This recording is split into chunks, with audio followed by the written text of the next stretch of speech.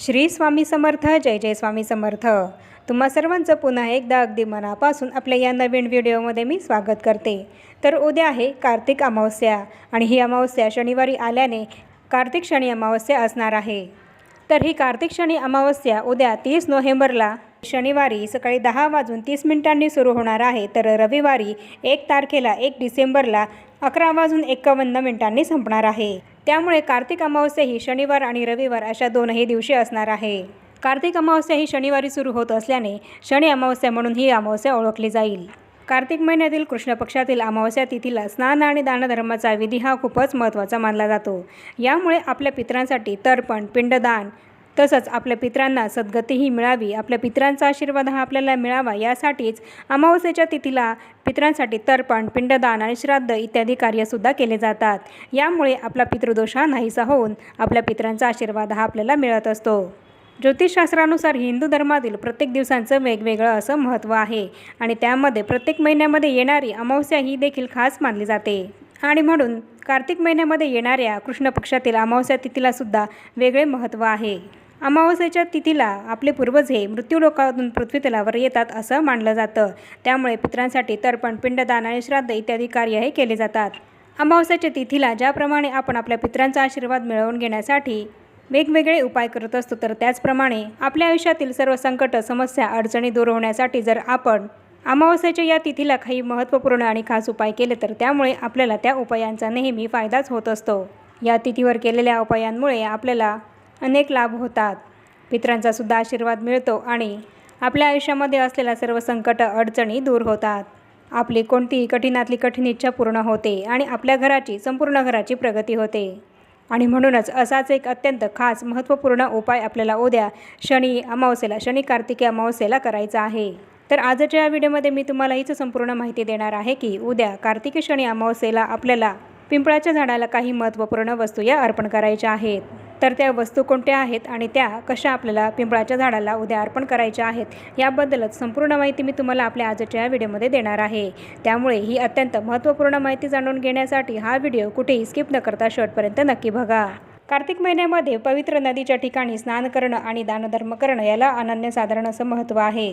त्यामुळे जर तुम्हाला उद्या कार्तिकी अमावस्येला एखाद्या पवित्र ठिकाणी जाऊन नदीवर स्नान करता येत असेल तर ते नक्की करा. आणि जर एखाद्या पवित्र नदीच्या ठिकाणी जाऊन तुम्हाला स्नान करायला शक्य नसेल तर तुम्ही सकाळी उद्या लवकर उठायचं आहे आणि आपल्या घरीच आपल्या आंघोळीच्या पाण्यामध्ये थोडेसे गंगाजल हे टाकायचे आहे. आणि त्यासोबतच आंघोळीच्या पाण्यामध्ये आपल्याला चिमूटभर हळद आणि थोडेसे काळे तीळ हे टाकायचे आहे. काळे तीळ आंघोळीच्या पाण्यामध्ये टाकल्याने आपल्याला आपल्या पितरांचा आशीर्वाद हा मिळत असतो, कारण काळे तीळ हे आपल्या पितरांना समर्पित आहे. आणि तसंच हळद ही भगवान विष्णू आणि माता लक्ष्मी यांना अत्यंत प्रिय आहे. आणि आपल्या आंघोळीच्या पाण्यामध्ये हळद टाकल्याने आपल्याला माता लक्ष्मी आणि श्रीहरी विष्णू यांचा आशीर्वाद मिळत असतो. आणि तसंच यामुळे आपला गुरुग्रह हा सुद्धा बळकट होत असतो. त्यामुळे आपल्या आंघोळीच्या पाण्यामध्ये या 3 वस्तू टाकून आपल्याला आंघोळ करायची आहे. तिघच्या तिघ वस्तू तुम्हाला टाकून आंघोळ करणं जरी शक्य नसेल तर एक वस्तू तरी नक्कीच तुम्ही तुमच्या आंघोळीच्या पाण्यामध्ये टाका आणि त्या पाण्याने स्नान करा. आणि त्यानंतर स्वच्छ कपडे हे परिधान करा. फक्त काळ्या रंगाचे कपडे हे चुकूनही घालू नका. त्यानंतर आपल्या घराची सुद्धा साफसफाई आपल्याला करायची आहे. आपल्या घरामध्ये कुठे जाळे जळमटे असतील तर ते सुद्धा उद्या आपल्याला काढायचे आहे. आणि तसंच आपल्या घराची वरची लादी ही सुद्धा आपल्याला स्वच्छ पुसायची आहे. त्याचप्रमाणे आपल्या मुख्य प्रवेशद्वाराच्या बाहेरची जी जागा आहे ती सुद्धा आपल्याला स्वच्छ करायची आहे. आणि ही जागासुद्धा आपल्याला थोडीशी हळद आणि गोमित्र एकत्र करून पाण्यामध्ये टाकून या पाण्याने स्वच्छ पुसून घ्यायची आहे. तसंच आपल्या मुख्य प्रवेशद्वाराचा उंबरठासुद्धा आपल्याला स्वच्छ करायचा आहे. मुख्य प्रवेशद्वारसुद्धा उद्या आपल्याला नक्की स्वच्छ करायचं आहे. आणि उंबरठ्याला हळदीचं लेपन हे जरूर करायचं आहे. आणि आपल्या मुख्य प्रवेशद्वारावर आपल्याला हळदीने स्वस्तिक हे चिन्ह काढायचं आहे. आणि यानंतर आपल्या देवघरातील देवांची पूजा आपल्याला करून घ्यायची आहे. तर आता उद्या आपल्याला शनी अमावस्येला, शनी कार्तिक अमावस्येला पिंपळाच्या झाडाला एक वस्तूही अर्पण करायची आहे. तसंच पिंपळाच्या झाडापाशी आपल्याला एक दिवासुद्धा प्रज्वलित करायचा आहे. उद्या शनी अमावस्येला जर आपण पिंपळ वृक्षाला ही वस्तू अर्पण केली तर यामुळे आपल्या घरातील सर्व इडापिडा, दारिद्र्य, दुःख, संकट, अडचणी, ज्या काही नकारात्मक शक्ती, वाईट शक्ती आपल्या घरामध्ये असतील तर त्या सर्व यामुळे दूर होतील. नजरबाधासुद्धा दूर होईल आणि आपल्या घरातलं आजारपणसुद्धा दूर होईल. आपल्या घरामध्ये भगवान विष्णू आणि माता लक्ष्मी यांच्या कृपेने अखंड लक्ष्मी ही नांदेल. कार्तिक महिना हा संपूर्णपणे भगवान श्रीहरी विष्णूंच्या पूजेला समर्पित आहे आणि पिंपळ वृक्षामध्ये साक्षात श्रीहरी विष्णूंचा वास आहे.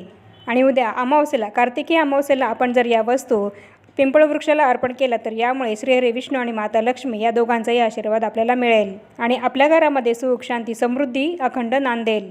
आणि तसंच पिंपळ वृक्षापाशी आपल्या पितरांचा सुद्धा वास असतो असं म्हटलं जातं आणि त्यामुळे आपल्या पितरांचा सुद्धा आशीर्वाद मिळून आपल्याला प्रत्येक कामामध्ये यश मिळेल. आपल्या हिंदू धर्मामध्ये पिंपळ वृक्षाला अनन्यसाधारण असं महत्त्व आहे. पिंपळाच्या झाडामध्ये स्वतः श्री विष्णू हे वास करतात असं भगवद्गीतेमध्ये त्यांनी स्वतः सांगितले आहे. अर्जुनाला उपदेश करताना श्रीकृष्ण म्हणाले की अश्वत्थ अहम वृक्ष, ज्याचे वर्णन गीतेच्या 10व्या अध्यायामध्ये केलेले आहे.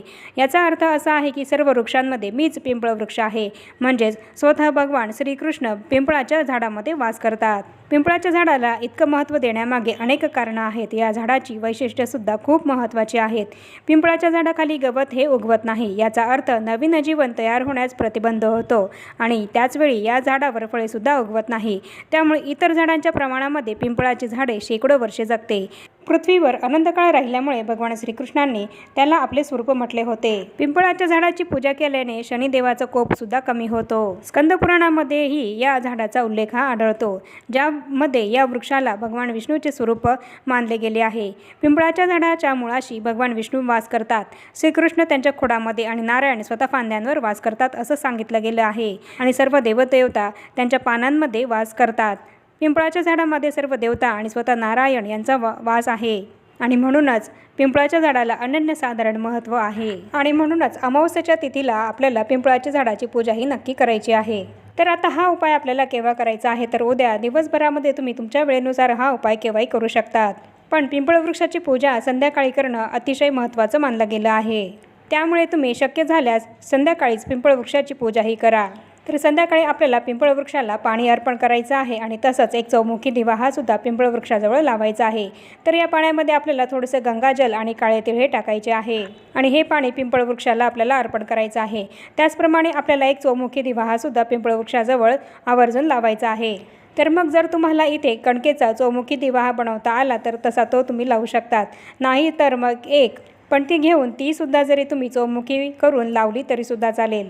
कणकेचा दिवा जर तुम्ही बनवत असाल तर त्या कणकेच्या गव्हाच्या पिठामध्ये तुम्ही हळदही घालायची आहे. चुकूनही मीठ त्या पिठामध्ये तुम्ही घालू नका आणि या कणकेपासून तुम्हाला एक चौमुखी दिवा बनवायचा आहे आणि 2 वातींची एक वात करून याप्रमाणे 4ही दिशांना वाती लावून तुम्हाला त्या दिव्यामध्ये मोहरीचं तेल हे टाकायचं आहे. मोहरीच्या तेलाचा दिवा प्रज्वलित केल्याने शनिदेवाचा त्रास, शनीची 7.5 जर तुम्हाला सुरू असेल तर त्या त्रासापासून तुम्हाला सुटका मिळेल. शनिदेवांची कृपाही तुम्हाला प्राप्त होईल. त्याचप्रमाणे या दिव्यामध्ये आपल्याला चिमूटभर काळे तीळ हे सुद्धा टाकायचे आहे आणि हे तीळ टाकताना आपल्याला 11 वेळा ओम पितृदेवताय नमः या मंत्राचा जप करायचा आहे. पिंपळ वृक्षाला जल अर्पण करून झाल्यानंतर हा दिवा जेव्हा आपण प्रज्वलित करू तर तेव्हा हा दिवा आपल्याला खाली तसाच जमिनीवर न ठेवता त्याला आसन द्यायचं आहे. मग इथे तुम्ही त्या पिंपळ वृक्षाचं एक खाली पडलेलं जे पान असेल ते ठेवायचं आहे आणि त्यावर अखंड अक्षदया ठेवायच्या आहेत आणि तसंच हळद कुंकूसुद्धा अक्षदांवर अर्पण करायचं आहे आणि त्यावर हा दिवा ठेवून नंतर तो तुम्हाला प्रज्वलित करायचा आहे. दिव्याची सुद्धा हळद कुंकू, अक्षदा, फुल अर्पण करून पूजा करून घ्यायची आहे. यानंतर आता पिंपळाच्या वृक्षाच्या खोडाजवळ सुद्धा आपल्याला काही वस्तू या अर्पण करायच्या आहेत. तर पिंपळाच्या खोडाची सुद्धा हळद कुंकू, अक्षदा अर्पण करून आपल्याला पूजा करून घ्यायची आहे. त्यानंतर थोडेसे काळे तीळ आपल्याला अर्पण करायचे आहेत आणि एक फुलसुद्धा आपल्याला ते पिंपळाच्या वृक्षाला अर्पण करायचं आहे. आणि सर्वात महत्त्वाचं म्हणजे तर आपल्याला पिंपळ वृक्षाला उद्या सप्तधान्य हे अर्पण करायचं आहे. तर हे सप्तधान्य उद्या आपल्याला का अर्पण करायचं आहे, तर जर आपल्या घरामध्ये एखादी व्यक्ती ही आजारी असेल, एखाद्या व्यक्तीला दृष्ट लागली असेल किंवा एखाद्या व्यक्तीला खूप मेहनत घेऊन सुद्धा अपेक्षित यश हे मिळत नसेल, आपल्या घरातील एखाद्या व्यक्तीच्या मागे एक झालं की एक संकट हे कायम येतच असेल, तर या सर्व समस्या दूर होण्यासाठी हा उपाय आपल्याला करायचा आहे. आणि यासाठी आपल्याला सप्तधान्य हे घ्यायचं आहे. मग तुमच्या घरामध्ये जे काही सप्तधान्य, यामध्ये गहू, तांदूळ, बाजरी, ज्वारी, मठ, मूग जे काही सप्तधान्य तुमच्या घरामध्ये असेल ते सप्तधान्य तुम्ही घ्यायचं आहे. आणि असे हे 7 धान्य घेतल्यानंतर आपल्या घरामध्ये जी व्यक्ती आजारी आहे किंवा ज्या व्यक्तीला दृष्ट लागलेली आहे किंवा तुमच्या घरामध्ये लहान मुलं असतील आणि ती सतत किरकिर करत असतील, चिडचिड करत असतील किंवा ज्या व्यक्तीच्या मागे कायम संकट मागे लागलेले असतील किंवा मग तुमची मुलंही अभ्यास करत नसतील, त्यांचा अभ्यासामध्ये मन लागत नसेल किंवा मग तुमच्या घरामध्ये एखाद्या व्यक्तीची हवी तशी प्रगती होत नसेल, तर अशा त्या व्यक्तीवरून आपल्याला हे सप्तधान्य 7 वेळा उतरवायचं आहे. आणि याप्रमाणे हे सप्तधान्य उतरवल्यानंतर आपल्याला आपल्या मुख्य प्रवेशद्वाराच्या बाहेर जायचं आहे आणि आपल्या मुख्य प्रवेशद्वाराच्या बाहेर उभं राहून आपल्याला मुख्य प्रवेशद्वारावरून सुद्धा हे 7 धान्य उतरवायचं आहे 7 वेळा. आणि हे सप्तधान्य 7 वेळा उतरवताना आपण मनामध्ये म्हणायचं आहे की माझ्या घरामध्ये जी काही इडापिडा ही आहे, माझ्या घराला जी दृष्ट लागलेली आहे, जी काही संकट समस्या माझ्या घरामागे लागलेली आहेत, तर ती सर्व नष्ट होऊ देत, असं आपण म्हणायचं आहे. आणि त्यानंतर हे सप्तधान्य आपल्याला घेऊन ते पिंपळाच्या झाडाखाली ठेवायचं आहे.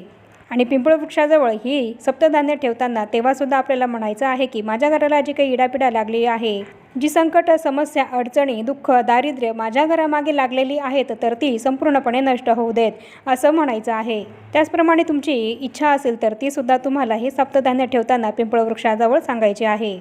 पूर्ण श्रद्धेने आणि विश्वासाने भक्तिभावाने आपल्याला पिंपळ वृक्षाचा नमस्कार करायचा आहे, डोकं टेकवून.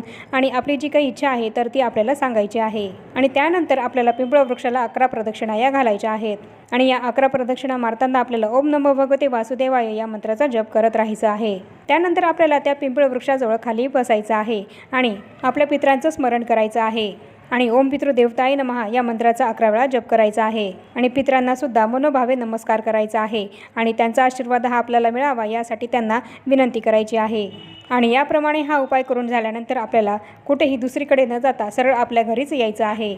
घरी न येता इतर कुठेही जर आपण गेलो, इतर कुठेही जर आपण थांबलो तर हा उपाय सफल होणार नाही. त्यामुळे सरळ आपण आपल्या घरीच यायचं आहे. तर असा हा अत्यंत प्रभावी उपाय आपल्याला उद्या कार्तिकी शनी अमावस्येला करायचा आहे. तर याप्रमाणे आजच्या या व्हिडिओमध्ये मी तुम्हाला संपूर्ण माहिती दिली आहे की उद्या पिंपळ वृक्षाला कोणत्या वस्तू या आपल्याला अर्पण करायच्या आहेत आणि कशा अर्पण करायच्या आहेत याबद्दल संपूर्ण माहिती सांगितली आहे. आणि आता या छोट्याशा माहितीसह आपण आपला आजचा हा व्हिडिओ इथेच थांबवूया. चॅनलवर जर तुम्ही पहिल्यांदाच आला असाल तर चॅनलला जरूर सबस्क्राईब करा आणि या व्हिडिओला जास्तीत जास्त लाईक आणि शेअरसुद्धा जरूर करा. आणि भेटूया पुन्हा अशाच नवीन एका माहितीपूर्ण आणि महत्त्वपूर्ण व्हिडिओसोबत. तोपर्यंत सर्वांना श्री स्वामी समर्थ.